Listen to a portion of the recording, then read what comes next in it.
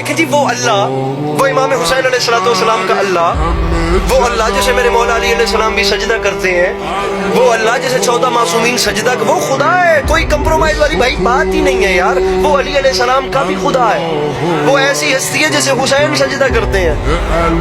ایک بندہ بار دا بندے مار دے نا تو دی ہیرو گیری نہیں مکھنی کہ میں ہکلے بار دا مارے۔ اسلام کا واحد فائٹر ہے جس کا نام ہے علی، جس نے 87 جنگیں لڑی ہیں پھر لڑ کے جیتی ہیں،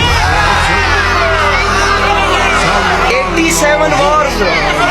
میرے بھائیوں یہ کہنا آسان ہے، کرنا مشکل ہے، 87 جنگیں لڑنے والا اور پھر ایسا فائٹر کے لڑ کے جیتنے والا اس نے جملہ نہیں کہا، لیکن جب اس نے اسے سجدہ کرتے ہوئے ضرب کھائی اس نے تب کہا آج علی کامیاب ہو گیا، فزت برب الکعبہ۔ میری گزارش سمجھ آ رہی ہے؟